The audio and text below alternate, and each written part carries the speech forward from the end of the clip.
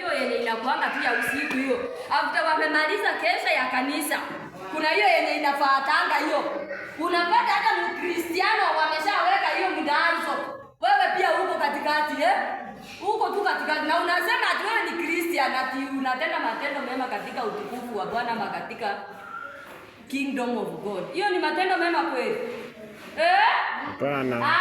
Mtoto wa mwenyewe wewe umeenda mama wenye wako na midomo chafu. Midomo ile ni mbaya ile. Huko kwetu tunaitanga watu wa midomo siasioni. Unaenda mtoto wa wenyewe amezaliwa tu vizuri, mtoto ni mrembo tu, mtoto ni mzuri, ni muhandsome. Mtoto anapendeza tu macho ya wazazi wake. Wewe unaenda unaweka mate yako yenye iko na kitoozi. Haya ni matendo mema kweli? Hapana. Mungu atusaidie na atukomboe. Bwana Yesu asifiwe. Amen. Mungu atusaidie na afanye nini? Atusaidie. Matendo mema.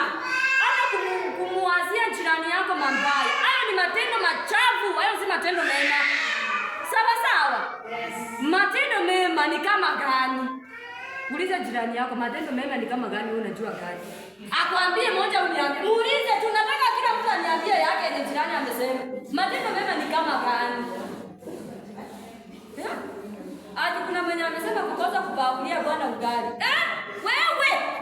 Ati kukosa kubabulia Bwana ugali hiyo ni matendo mema? Hapana. Kupika sukuma. Kufanya nini? Matendo mema ni kama gani? Hebu nisikie kutoka kwa hata mimi sasa nisikie kutoka.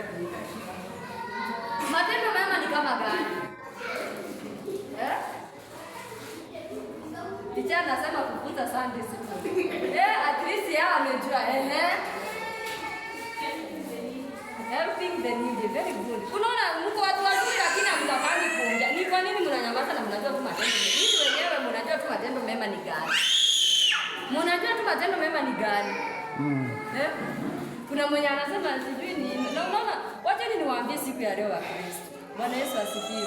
Amen. Kuna kitu unapatanga mtu anafanyaga niinue nisiinue. Sasa hapo tu hapo katikati. Hata hajijui vizuri, ni kama anaona ni kama niko siko, ni kama niko siko. Kuwa sure. Wacha ukakuwe sure kama uko, kama unajua, kama ujui. Wanasema itaida ukue baridi ama ukue moto. Katikati ni gani hiyo? Ndio. Fugu. Katikati ni gani hiyo? Ndio fugu.